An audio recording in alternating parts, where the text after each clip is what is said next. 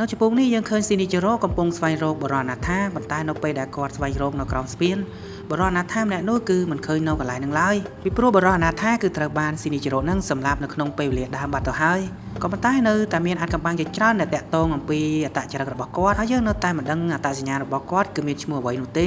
េដែលបរិយាថាម្នាក់នោះគឺបាននិយាយថាគាត់គឺអាចឆ្លងពេលវេលាបានប៉ុន្តែយើងមិនដឹងថាធម្មពលនៃពេលវេលារបស់គាត់នេះគឺបានមកពីណាទេពីព្រោះគេបានគិតថាទាំងបរិយាថាទាំងស៊ីនីជីរ៉ូសុទ្ធតែជាអ្នកចង់ផ្លាស់ប្ដូរអតីតកាលក៏ប៉ុន្តែយើងមិនដឹងថាបរិយាថាម្នាក់នោះគឺចង់សង្គ្រោះពីណាគេណាគ្រាន់តែយើងដឹងថាគាត់សុខចិត្តសម្លាប់មនុស្សដើម្បីឆ្លងពេលវេលានិងទទួលបានអំណាចមួយនេះហើយគាត់ថែមទាំងភ្ជាប់ជាមួយនឹងបណ្ដាសានេះផងដែរដែលមូលហេតុដែលស៊ីនីជីរ៉ូសម្លាប់បរិយាថាម្នាក់នោះគឺដោយសារតែបណ្ដាសាគឺបានដាក់មកលើជនអនាថាម្នាក់នោះដោយជនអនាថាម្នាក់នោះគឺបានសិក្សាពីបណ្ដាសាពីមុនមកអញ្ចឹងណាដូច្នេះមានន័យថាបណ្ដាសាគឺបានបង្ខំឲ្យស៊ីនីជីរ៉ូបានលើកដៃសម្លាប់បរិយាអនាថាម្នាក់នោះហើយនៅពេលដែលបរិយាអនាថាម្នាក់នោះគឺបានស្លាប់គាត់គ្រាន់តែផ្ទេរបណ្ដាសារបស់គាត់ទៅឲ្យស៊ីនីជីរ៉ូជំនួសវិញហើយរឿងទាំងនេះគឺជាមូលហេតុដែលស៊ីនីជីរ៉ូត្រូវបានសម្លាប់ដោយខាស៊ូទូរ៉ាទៅតាមរបៀបដូចគ្នាដែលគាត់បានសម្លាប់ទៅលើបរិយាអនាថាម្នាក់នោះណាតទៅមុខទៀតនៅពេលដែលស៊ីនីជីរ៉ូគឺបានមកកាន់ហាងម៉ូតូរបស់គាត់ក៏បានឃើញនរណាម្នាក់ហ្នឹងកំពុងតែលួចចូលនៅក្នុងហាងម៉ូតូរបស់គាត់ហើយចុចឆាកត្រង់កន្លែងនេះដែរគឺខាស៊ូទូរ៉ានិងប៉ាជីគឺបានព្យាយាមលួចម៉ូតូរបស់ស៊ីនីជីរ៉ូបន្ទាប់មកស៊ីនីជីរ៉ូចាប់ផ្ដើមដើរចូលទៅជិតប៉ាជីនៅពេលដែលគាត់ហ្នឹងបានដឹងថាប៉ាជីគឺជាមនុស្សដែលគាត់ធ្លាប់ស្គាល់ហើយប៉ាជីក៏ដឹងថាបរិយាម្នាក់នោះគឺជាស៊ីនីជីរ៉ូតែវាយឺតពេលបាត់ទៅហើយដោយសារតែគាត់ហ្នឹងត្រូវបានគេវាយពីក្រោយដល់ខាស៊ូទូរ៉ាគឺបានវាឆ្មក់ពីខាងក្រោយខ្នងរបស់ស៊ីនីជីរ៉ូយកតែម្ដងដែលធ្វើឲ្យស៊ីនីជីរ៉ូនឹងបានដួលបោកក្បាលទៅនឹងដីហើយគាត់ក៏បានដេកនៅក្នុងភ្លុកឈាមភ្លាមៗរំពេចនោះស្រាប់តែស៊ីនីជីរ៉ូគឺបាននឹកឃើញទៅដល់បរិយាអនាថាដែលគាត់បានសម្លាប់ហើយគាត់ក៏នឹកឃើញពាក្យចុងក្រោយរបស់បរិយាអនាថាម្នាក់នោះដែលបានដាក់បណ្ដាសាមកលើរូបគាត់ហើយបណ្ដាសានេះគឺបានបង្ហាញឲ្យយើងឃើញជាក់ស្ដែងថានៅពេលដែលខាស៊ូទូរ៉ាបានសម្លាប់បងប្រុសរបស់ម៉ៃគីហើយសុខភាពលើចិត្តរបស់ខាស៊ូទូរ៉ានឹងក៏បានស្រុតចុះកម្លាំងចិត្តងងឹតកំពុងតែលេបត្របាក់រូបរាងកាយរបស់ខាស៊ូទូរ៉ាទាំងស្រុងហើយខាស៊ូទូរ៉ាបាននិយាយថាមិនបានសម្លាប់ស៊ីនីជីរ៉ូទេបែរជានិយាយអ្វីគ្រប់យ៉ាងហ្នឹងគឺមកពីកំហុសរបស់ម៉ៃគីទៅវិញនិយាយទៅកូននឹងអត់ទទួលស្គាល់ការពិតមកបន្តទៀតខាស៊ូត្រាបានគ្រប់គ្រងទាំងស្រុងដោយបណ្ដាសាដែលជាកម្លាំងរុញច្រានងងឹតហើយបណ្ដាសាគឺត្រូវបានបំផ្លិចបំផ្លាញផ្លូវចិត្តរបស់ខាស៊ូត្រាហើយធ្លាក់ក្នុងស្ថានភាពផ្លូវចិត្តយ៉ាងធ្ងន់ធ្ងរគឺដល់ស៊ីនីជីរ៉ូវិញគឺការស្លាប់របស់គាត់នឹងគឺជាផលកម្មសម្រាប់ការសម្លាប់បរិយាអនាថាណាព្រោះថា timeline មុនស៊ីនីជីរ៉ូគឺបានសម្លាប់ទៅលើបរិយាអនាថាប៉ុន្តែ timeline បន្ទាប់គឺខាស៊ូត្រាបានវាសម្លាប់មកកាន់ស៊ីនីជីរ៉ូវិញម្ដងនិយាយទៅឆ្លាស់គ្នាទៅវិញទៅមកម្ដងម្នាក់អញ្ចឹងយើងសម្រាប់គេបើជាគេមកសម្រាប់យើងវិញម្ដងឥឡូវយើងនិយាយពីពេលវេលាដែលម៉ៃគីកំពុងតែរៀបរាប់ពីបណ្ដាសាដែលហេតុផលដែលខាស៊ូត្រាសម្រាប់ស៊ីនីជីរ៉ូបងប្រុសរបស់គាត់ហើយម៉ៃគីបានបញ្យល់ប្រាប់អ្នកទាំងអស់គ្នាថាវាបានគ្រប់គ្រងខាស៊ូត្រាហើយនឹងគាត់មុនពេលដែលម៉ៃគីនឹងបានផ្ដល់ឲ្យសានស៊ូនឹងគឺមានសាកស្នាមនៅលើមុខរបស់គាត់ដូចគ្នាដែរហើយយើងក៏ដឹងរឿងទាំងអស់នេះខ្លះៗដែរដែលបណ្ដាសានេះនឹងអាចខ្លាចជាផលប៉ះពាល់ដល់មនុស្សគ្រប់គ្នាដែលនៅជុំវិញស៊ីនីជីរ៉ូហើយការស្លាប់បងប្រុសរបស់គាត់បណ្ដាសានេះនឹងទម្លាក់បន្តទៅឲ្យម៉ៃគីដែលម៉ៃគីបាននិយាយប្រាប់អ្នកទាំងអស់គ្នាចឹងហើយម៉ៃគីក៏បន្តទៀតថានៅពេលដែលបណ្ដាសាគឺបានគ្រប់គ្រងរាងកាយនរណាម្នាក់ហើយវាបង្ខំឲ្យយើងនឹងធ្វើអំពើយ៉ាងកុបខើដូចជាអំពើហិង្សាជាដើមបើសិនជាពួកយើងនឹងមិនធ្វើទៅតាមអ្វីដែលវាចង់បានទេពុំដូច្នេះវានឹងបញ្ជាខ្លួនរបស់យើងផ្ទាល់តែម្ដងណាក្រោយពីម៉ៃគីគឺបាននិទានអំពីរឿងរបស់បងប្រុសរបស់គាត់រួចយើងឃើញប្រតិកម្មរបស់សមាជិកនៃធំម៉ានទាំងអស់ហ្នឹងដែលបានលើព័ត៌មាននេះពួកគេគឺមានការភ្ញាក់ផ្អើលយ៉ាងខ្លាំងនៅពេលដែលពេលវេលាលោតដំបងឬក៏ពេលវេលាដើមតាមពិតគឺជាបងប្រុសរបស់ម៉ៃគីសោះដែលជាអ្នកឆ្លងពេលវេលាបានអញ្ចឹងបន្ទាប់ពីម៉ៃគីនិទានរឿងរបស់គាត់រួចគាត់ក៏ចាប់ផ្ដើមរន្ធត់ចិត្តយ៉ាងខ្លាំងហើយគាត់ក៏បានចាប់ផ្ដើមទប់នឹងកំហឹងដល់ខ្មៅងងឹតរបស់គាត់ហើយបណ្ដាសាគឺបានជ្រាបចូលនៅក្នុងរូបរាងកាយរបស់ម៉ៃគីយូរទៅកម្លាំងចិត្តងងឹតរបស់ម៉ៃគីកាន់តែខ្លាំងឡើងហើយនៅពេលនោះគឺវាបានចាប់ផ្ដើមមានកម្លាំងខ្លាំងពេកសម្រាប់គាត់គឺมันអាចគ្រប់គ្រងកម្លាំងនេះបានទេហើយម៉ៃគីដឹងថាកម្លាំងរបស់គាត់នឹងប៉ះពាល់ដល់មនុស្សជាទីស្រឡាញ់របស់គាត់ដូច្នេះហើយជាហេតុផលដែលគាត់នឹងរុញច្រានមនុស្សគ្រប់គ្នាដែលនៅជុំវិញគាត់គ្រប់ពេលហើយដូចជាពេលនេះចឹងម៉ៃគីគឺសុខចិត្តរងទុក្ខនិងដាក់បន្ទុកទាំងអស់ដល់ខ្លួនឯងហើយគាត់គឺបានយកអ្វីៗទាំងអស់មកដាក់លើខ្លួនរបស់គាត់ចឹងពីព្រោះកន្លងមកយើងក៏បានឃើញភាពច្របូកច្របល់ទៅលើខ្លួនរបស់ម៉ៃគីដែរដែលម៉ៃគីនឹងគាត់តែងតែចម្លែកចឹងក៏ប៉ុន្តែថាកេមីឈីបានប្រាប់ម៉ៃគីថាឲ្យបញ្ឈប់បណ្ដាសានេះទៅព្រោះថាកេមីឈីដឹងថាវិធីតែមួយគត់ដែលអាចជួយសង្គ្រោះម៉ៃគីបានឲ្យរួចផុតពីសេចក្តីទុក្ខគឺកម្ចាត់ទៅលើបណ្ដាសានេះវិញពួកម៉ៃគីបានយកបណ្ដាសានេះនិងអោបកសោបវាតាំងពីគាត់នៅក្មេងម្ល៉េះហើយវិធីតែមួយគត់ដែលអាចបង្ក្រាបបណ្ដាសានេះបានគឺមានតែមនុស្សជាទីស្រឡាញ់របស់គាត់ដូចជាមនុស្សដែលនៅក្បែរខ្លួនគាត់អញ្ចឹងណាឧទាហរណ៍ដូចជាថាគីមីឈីជាដើមព្រោះថាគីមីឈីនឹងដឹងថាការដាក់បណ្ដាសានេះកាន់តែខ្លាំងឡើងហើយដែលមើលទៅម៉ៃគីគឺមិនអាចគ្រប់គ្រងវាបានតទៅមុខទៀតទេ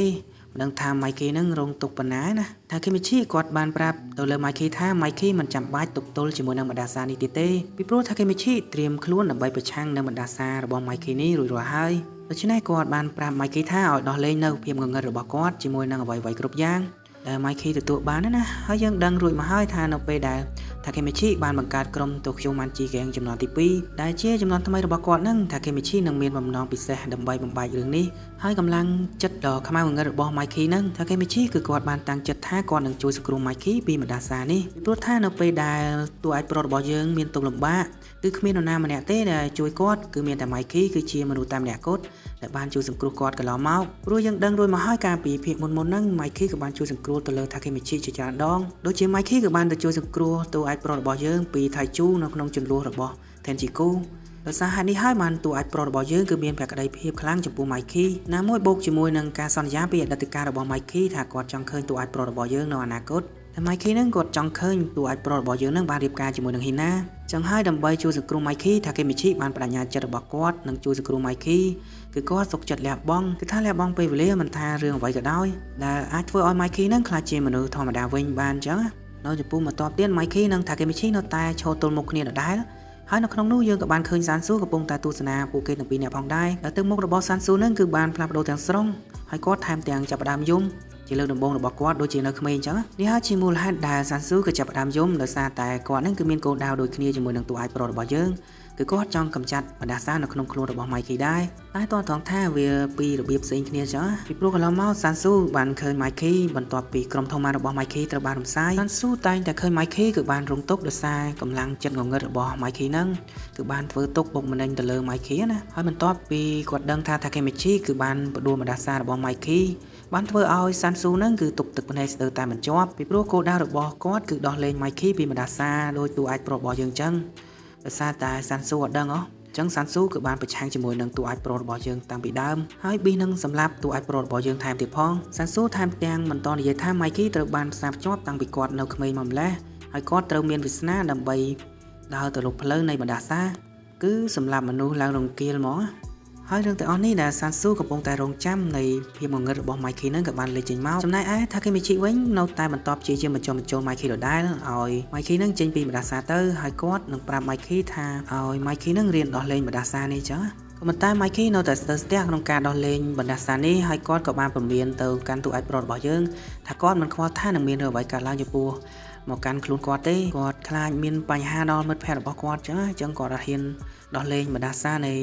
សកម្មងងឹតហ្នឹងទេគណៈពេលដែលគាត់កំពុងតែនិយាយរឿងទាំងអស់នេះ Mikey គឺមានអារម្មណ៍ធូរស្បើយដោយសារតែគាត់ជឿជាក់ទៅលើតួឯកប្រុសរបស់យើងកំពុងតែនិយាយប្រាប់គាត់ក៏ជឿថាតួឯកប្រុសរបស់យើងហ្នឹងគឺអាចជួយគាត់បានដែរពីព្រោះវាពិតជាឈឺចាប់ណាស់សម្រាប់ Mikey ក្នុងការទប់ទល់ជាមួយនឹងភាពងងឹតរបស់គាត់ហើយទីបំផុត Mikey ក៏បានធ្វើការសម្រេចចិត្តដោះលែងពួកវាចេញមកគាត់អនុញ្ញាតឲ្យកម្លាំងងងឹតហ្នឹងគឺគ្រប់គ្រងរូបរាងកាយរបស់គាត់ទាំងស្រុងតែម្ដងណាឃើញថាធម៌ពលនិងងងឹតរបស់គាត់នឹងក៏បានពេញលេញហើយកម្លាំងងងឹតរបស់ Mikey វាបានជះឥទ្ធិពលអាក្រក់មកកាន់ Takemichi ដោយសារតែមិនមែនគឺជារឿងដ៏ល្អទេសម្រាប់តួឯកប្រុសរបស់យើងពីព្រោះ Takemichi មិនដឹងថាតទៅមុខនឹងគឺគាត់នឹងមានបញ្ហាអ្វីនោះទេគាត់នឹងត្រឹមតែអាចជួយសង្គ្រោះទៅលើមិត្តភក្តិរបស់គាត់ដូចជា Mikey បាន Takemichi បានត្រៀមខ្លួនរួចជាស្រេចដើម្បីប្រឈមមុខនឹងបណ្ដាសាដែលនៅក្នុងខ្លួនរបស់ Mikey ហើយ Takemichi ក៏បន្តនិយាយថា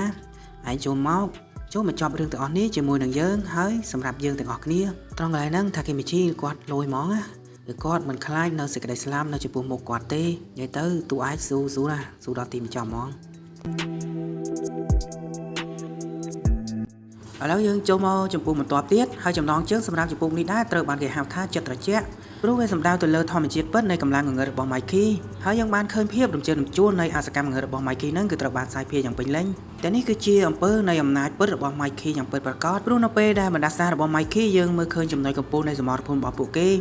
យ៉ាងណាក៏ដោយបរិសុទ្ធនៅចំពោះចុងក្រោយគឺតួឯកប្រុសរបស់យើងគឺបានប្រឈមមុខជាមួយនឹងអសកម្មងងឹតរបស់ Mikey តែម្ដងតែមានតែគាត់ទេណាដែលអាចឈរបានអញ្ចឹងហើយគាត់បានប្រកាសគាត់ថានឹងជួយសង្គ្រោះ Mikey ពីបណ្ដាសានេះ ហើយថាគេមីឈីឃើញថាម៉ៃគីគឺមានការជួយចាប់យ៉ាងខ្លាំងចំពោះខ្លួនរបស់ម៉ៃគីផ្ទាល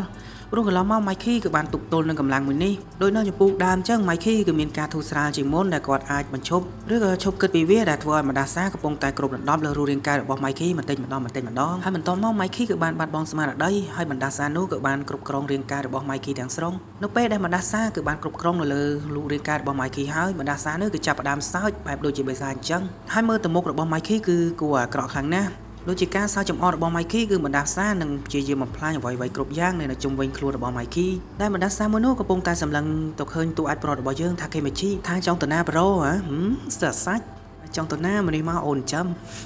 ដោយចិត្តបិសាចនៅក្នុងខ្លួនរបស់ម៉ៃគីគឺបានគ្រប់គ្រងគាត់រួចទៅហើយបិសាចនោះក៏បានបញ្ជាឲ្យម៉ៃគីយកខតនារបស់សាន់ស៊ូដែលបានទុកនៅក្បែរនោះយកមកចាប់ផ្ដើមវាប្រហារមកកាន់ថាគេមីឈីយ៉ាងរហ័សអំពើហិង្សាមួយនេះដែរហាក់ដូចជាបណ្ដាសាកំពុងតែទទួលបានភាពរីករាយអំពីការវាប្រហារមកកាន់តួអាចប្រត់របស់យើងហើយយើងអាចឃើញថាបណ្ដាសានេះកំពុងតែរីករាយនៅអ្វីដែលគាត់បានបញ្ជាមកលើម៉ៃគីណាស់អញ្ចឹងពីព្រោះកន្លងមកនៅចន្លោះអាទិទេពទាំង3ដែល Tenno នឹងបាននិយាយថាការជំរុញខ្មៅងងឹតរបស់គាត់បានធ្វើឲ្យគាត់ស្រឡាញ់នៅអំពើហិង្សានេះហើយហាក់បីដូចជាកម្លាំងងងឹតរបស់ម៉ៃគីអញ្ចឹងដែរគឺទាំងពីរហ្នឹងគឺដូចគ្នាស្រឡាញ់អំពើហិង្សាដូចគ្នានិយាយទៅស្រៀងគ្នាអញ្ចឹងណានៅពេលដែលសមាជិកធំម៉ាន់ទាំងអស់កំពុងតែមើលសមរភូមិមួយនោះអបិផាជានឹងក៏បានចេញមតិថាក្នុងសមរភូមិនេះគឺពួកគេគឺអត់មានន័យអីទេពីព្រោះគឺគ្មានគំនិតនឹងអាចបញ្ឈប់បណ្ដាសាម៉ៃគីគឺបានដល់របៀបណាចំណែកឯថាគេមីឈីនៅក្នុងសមរភូមិមួយនេះវិញឥឡូវគាត់ក៏បានរងការវាយប្រហារមកកាន់ខ្លួនរបស់គាត់ដោយម៉ៃគីត្រូវបានកាប់ត្រូវដៃស្ដាំរបស់គាត់តែម្ដងដែលធ្វើឲ្យមានរបួសយ៉ាងដំណំព្រោះថាគេមីឈីគិតថាបណ្ដាសានេះគឺជាអំពើដ៏ឃោរឃៅដែលខ្លួនរបស់គាត់នឹងគឺមិនអាចទប់ស្កាត់បានទ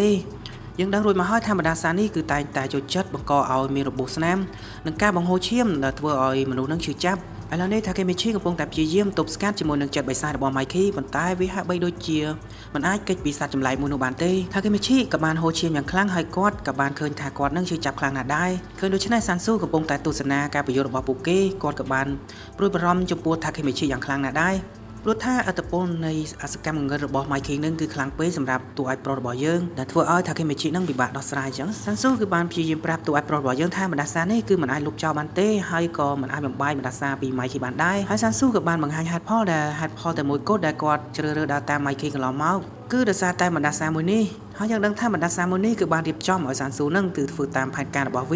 នៅពេលនេះម៉ៃគីក៏បានប៉ុនប៉ងសម្រាប់តួអាចប្រត់របស់យើងដោយកាប់ត្រង់មកកាន់ថាគេមីឈីឲ្យផ្ទាល់តែម្ដងហើយថាគេមីឈីក៏បានគេចផុតរួចហើយសាន់ស៊ូក៏បន្តទៅកាន់ថាគេមីឈីថាបងប្រុសរបស់ម៉ៃគីស៊ីនីជីរ៉ូបានស្លាប់ដោយសារតែបណ្ដាសានេះរួមទាំងមនុស្សជាទីស្រឡាញ់របស់ម៉ៃគីជាច្រើនអ្នកដូចជាប៉ាជីអ៊ីម៉ានិងត្រាខិនទាំងអស់គ្នានឹងគឺត្រូវបានស្លាប់ដោយសារបណ្ដាសានេះផងដែរហើយមនុស្សគ្រប់គ្នាដែលព្យាយាមជួយសង្គ្រោះម៉ៃគីពីភាពងងឹតរបស់ម៉ៃគីនឹងវានឹងបញ្ចប់ដោយការសម្លាប់នៃបណ្ដាសាមួយនេះតែពេលហ្នឹងយើងមើលទៅសាន់ស៊ូកំពុងតែប្រាប់អំពីរបៀបដែលបណ្ដាសាមួយនេះកំពុងតែដំណើរការទៅហើយពាក្យសម្ដីរបស់សាន់ស៊ូកំពុងតែនិយាយជាមួយនឹងតួអាចប្រត់របស់យើងគឺគាត់កំពុងតែបារម្ភជាមួយនឹងតួអាចប្រត់របស់យើងអញ្ចឹងថាបើសិនបើគាត់នៅតែប្រយុទ្ធទៀតនោះនឹងច្បាស់ណាស់នឹងតួអាចប្រត់របស់យើងនឹងស្លាប់មិនខានប៉ុន្តែរហូតមកដល់ពេលនេះថាគេមីឈីគឺនៅតែអាចគេចផុតពីការវាយប្រហាររបស់ម៉ៃគីបានតែតោះតងថាម៉ៃគីលើកនេះគាត់ប្រើអាវុធដែលធ្វើឲ្យថាគេមីឈីនឹងពិបាកក្នុងការផ្លាស់ទីអញ្ចឹងចូលមកតំព័ន្ធថ្មីមួយទៀតនៅពេលនេះថាគេមីឈីកំពុងតែគិតរមមធ្យោបាយបំបាយបណ្ដាសារបស់ម៉ៃគីគាត់កំពុងតែគិតថាត្រូវធ្វើដូចម្ដេចចឹងស្រាប់តែពេលនោះម៉ៃគីក៏បានហក់សម្ដៅមកដែលស្ទុះមកយ៉ាងលឿនបានចាក់សម្ដៅមកកាន់ថាគេមីឈីភ្លាមៗយ៉ាងតក់ស្លុតបំផុតម៉ៃគីបានចាក់ថាគេមីឈីចំដើមទ្រូងរបស់ថាគេមីឈីភ្លាមៗហ្មងដែលធ្វើឲ្យថាគេមីឈីគឺបានរងរបួសយ៉ាងធ្ងន់ធ្ងរហើយរូបរាងកាយរបស់ម៉ៃគីនៅតែត្រូវបានគ្របដណ្ដប់ទាំងស្រុងដោយបណ្ដាសានេះដដែលនៅពេលដែលថាគេមីឈីរងរបួសយ៉ាងធ្ងន់ធ្ងរបែបនេះថាគេមីឈីបានដាំបណ្ដាសាមួយនេះនឹងឆោងដៃសវ៉ាអោបមកកាន់ម៉ៃគីភ្លាមនៅក្នុងគ្រាដ៏រំជួលចិត្តមួយនេះថាគេមីឈីគឺបានសម្រេចចិត្តអោបរូបរាងកាយរបស់ម៉ៃគីពីព្រោះថាគេមីឈីសង្ឃឹមថាគាត់នឹងអាចទៅចិត្តខ្លួនរបស់មិត្តភ័ក្តិរបស់គាត់ដូចជាម៉ៃគីបានចឹងថាគេមីឈីអោបម៉ៃគីរួចគាត់ក៏បានប្រាប់ម៉ៃគីថាគាត់នឹងមិនបោះបង់ចោលមិត្តភ័ក្តិរបស់គាត់ដូចជាម៉ៃគីនឹងឡើយថាតែម៉ៃគីម្នាក់ហ្នឹងទេគឺមិត្តភ័ក្តិរបស់គាត់ទាំងអស់ចឹងហើយគាត់បានស្បត់ជាមួយនឹងខ្លួនឯងថាគាត់នឹងធ្វើវាម្ដងហើយម្ដងទៀតហើយម៉ៃគីត្រូវតែចាំថាគាត់នឹងក្លាយជាមិត្តរបស់ម៉ៃគីនឹងជានិច្ចនៅពេលដែលម៉ៃគីឮថាគេមីឈីនិយាយពាក្យតាមមិត្តភាពបែបនេះភាពងងឹតរបស់គាត់ស្រាប់តែស្រុតចុះហើយម៉ៃគីគឺអាចគ្រប់គ្រងរូបរាងកាយរបស់គាត់បានឡើងវិញហើយមូលហេតុដែលយើងដឹងថាម៉ៃគីដឹងខ្លួនឡើងវិញគឺដោយសារតែភ្នែករបស់គាត់មិនមានពណ៌សទៀតទេហើយភាពងងឹតដែលនៅជុំវិញខ្លួនរបស់គាត់គឺបានរលត់ទៅវិញនៅពេលដែលម៉ៃគីដឹងខ្លួនថាខ្លួនរបស់គាត់គឺបានលែងត្រូវសង្កត់ដោយអំណាចបណ្ដាសាមួយនេះទៀតហើយគាត់ក៏បានទទួលអារម្មណ៍ដឹងថាទូកឯប្រត់របស់យើងថាគេមីឈីនឹងក៏បានរងការវាយប្រហាររបស់គាត់នៅអំបញ្ញមិញគឺត្រូវបានគាត់ចាក់ចឹងណាគ្រាដ៏ឈឺចាប់ដែលការចងចាំរបស់ម៉ៃគីមួយនេះបាននិយាយហៅឈ្មោះទូកឯប្រត់របស់យើងថាគេមីឈីតើឯងយ៉ាងម៉េចហើយអាណប់ ពេលនោះដែរថាគេមិនឈីក៏បានរំខានដោយនិយាយទៅកាន់ម៉ៃគីថាយកដែររបស់គាត់មកហើយក៏បានពោពៀននិយាយជាមួយនឹងម៉ៃគីបន្តទៀតថាពេលនេះម៉ៃគីគឺជាអ្នកជួសជុលនៃបន្ទាត់ពេលវេលាបន្តចំនួនគាត់ម្ដងចឹងមានន័យថាថាគេមីឈីបានទេធម្មពលនៃពេលវេលានេះមកកាន់ម៉ៃគីជំនួសគាត់វិញហើយបន្តមកថាគេមីឈីក៏បានព្យាយាមចាប់ដៃម៉ៃគីពីព្រោះថាគេមីឈីគឺចង់ជួយសកូម៉ៃគីដដែលហើយក៏បាននិយាយថាគាត់នឹងធ្វើអ្វីគ្រប់យ៉ាងម្ដងទៀតដូច្នេះនៅពេលនេះថាគេមីឈីគឺធ្វើអញ្ចឹងដើម្បីព្យាយាមធ្វើរឿងមួយនេះដូចគ្នាទៅជាមួយនឹងស៊ីនីជីរ៉ូហើយគោលដៅរបស់ថាគេមីឈីគឺទេធម្មពលនៃពេលវេលាមួយនេះផ្ដល់ទៅឲ្យម៉ៃគីដែលផ្ដល់ឱកាសឲ្យម៉ៃគីដើម្បីជួយសង្គ្រោះអ្នកគ្រប់គ្នាពីមុនមកតែមនុស្សគ្រប់គ្នាបានស្លាប់ដោយម្ដាសាមួយនេះអញ្ចឹងចឹងបើសិនជាគាត់អាចធ្វើរឿងមួយនេះបានមនុស្សគ្រប់គ្នានឹងអាចរស់ឡើងវិញព្រោះហេតុផលបើសិនជាថាគេមីឈីក៏បានចាប់ដៃទៅលើម៉ៃគីគឺដំណើរឆ្លងពេលវេលាហ្នឹងគឺมันអាចទៅរួចបានទេចឹងហើយមានតែប្រទេសធម្មពលមីនេះទៅឲ្យម៉ៃគីវិញម្ដងនៅពេលនេះម៉ៃគីគឺមានការព្រួយបារម្ភយ៉ាងខ្លាំងនៅស្ថានភាពរបស់ថាគេមីឈីត្រង់ឡៃហ្នឹងខ្ញុំសូមនិយាយរឿងកំសត់តិចណាហើយត្រូវសាច់រឿងពីព្រោះថាម៉ៃគីគឺមិនចង់ឲ្យមានរឿងនេះកើតឡើងទេហើយម៉ៃគីថែមទាំងព្យាយាមរុញថាគេមីឈីចេញព្រោះគាត់ដឹងថាកម្លាំងងងឹតរបស់គាត់នឹងធ្វើឲ្យមនុស្សជាទីស្រឡាញ់របស់គាត់ឈឺចាប់បន្ទាប់ពីរងរបួសយ៉ាងធ្ងន់ធ្ងរថាគេមីឈីគឺចាប់ផ្ដើមក្អកហើយមានឈាមហើយឥឡូវនេះគាត់កំពុងតែហូរឈាមគ្រប់ទីកន្លែងដោយសារតែថាគេមីឈីនឹងគឺមានរបួសច្រើនពេកហើយគាត់ដឹងថាគាត់គឺមិនអាចរស់បានទេចំណែកឯម៉ៃគីក៏ភ័យស្លន់ស្លោខ្លាំងណាស់ដែរគាត់បានស្រែកប្រាប់ថាគេមីឈីថានេះដៃរបស់គាត់អាចឆាប់ចាក់មកយ៉ាងថាគេមីឈីដៃរបស់យើងអាចចាប់មកមិនថាតែម៉ៃគីគឺមានការព្រួយបារម្ភពីថាគេមីឈីទេយើងឃើញប្រតិកម្មមនុស្សគ្រប់គ្នាព្រមទាំងស៊ីវីយូព្រមទាំងម៉ៃគីចំពោះការស្លាប់របស់ថាគេមីឈីពួកគេទាំងពីរនាក់គឺចាប់ផ្ដើមយំតែគឺស្ថានភាពថាគេមីឈីកំពុងតែស្លាប់នៅក្នុងដៃរបស់ម៉ៃគីគឺចាប់ផ្ដើមព្រួយបារម្ភយ៉ាងខ្លាំងឡើងព្រោះឃើញថាគេមីឈីបានស្លាប់ដោយសារគាត់ម៉ៃគីបានរហូតយំហើយស្រែកហៅឈ្មោះថាគេមីឈីខ្ញុំបានត្រៀមរួចរាល់ហើយគឺខ្ញុំមិនបាច់ព្រួយបារម្ភទៀតទេខ្ញុំនឹងដោះលែងវាមិនថានឹងមានរឿងអ្វីកើតឡើងទេព្រោះខ្ញុំគឺជឿទៅលើអ្នកហាណាកាគីប្រយ័ត្នដាវរបស់ខ្ញុំ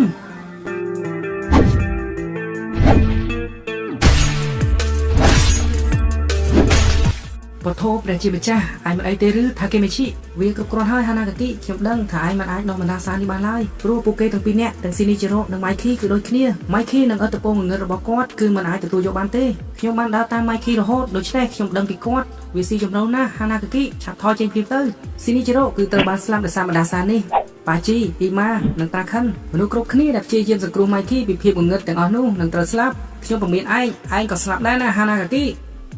ឆាប់បិទមាត់របស់ឯងទៅសាស៊ូខ្ញុំដឹងថាពេលនេះខ្ញុំកំពុងតែធ្វើអ្វីហើយ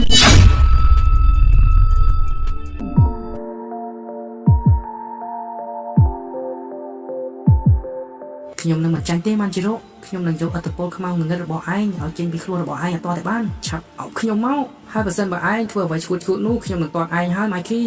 ឯងគឺជាមិត្តរបស់ខ្ញុំគឺជាមិត្តតែម្នាក់សម្រាប់ជីវិតរបស់ខ្ញុំណាម៉ៃគីហ៎មិត្តភាពមែនទេគ្មានពេលទៀតទេម៉ៃគីគុណឯងគឺជាអ្នកបង្ករឿងហេតុផលទាំងនេះហុចដៃរបស់ឯងមកខ្ញុំនឹងជួយសង្គ្រោះឯងខ្ញុំនឹងធ្វើវាម្ដងហើយម្ដងទៀតហ៎តែឯងមានន័យយ៉ាងម៉េចតែឯងកំពុងតែនិយាយអំពីអ្វីម្ដងហើយម្ដងទៀតស្អីគឺខ្ញុំស្ដាប់មិនយល់ទេថាគេមីឈីបានហើយថាគេមីឈីវាគ្រប់គ្រាន់ហើយសម្រាប់ឯងអត់ទេម៉ៃគីខ្ញុំនឹងព្យាយាមម្ដងហើយម្ដងទៀតទៅតាមអ្វីដែលខ្ញុំធ្វើបានថាគេមីឈីឆាប់ក្រោកឡើងមកអត់ទេទោះបីជាឈឺចាប់យ៉ាងណាក៏ត្រឡប់ទៅអតីតកាលម្ដងហើយម្ដងទៀតថាគេមីឈីវាគ្រប់គ្រាន់ហើយសម្រាប់អ្នកអាចឆាប់ក្រោកឡើងមកវ៉យថាគេមីឈីអាចឆាប់ក្រោកឡើងមកអត់ទេមិនអាចទេថាគេមីឈី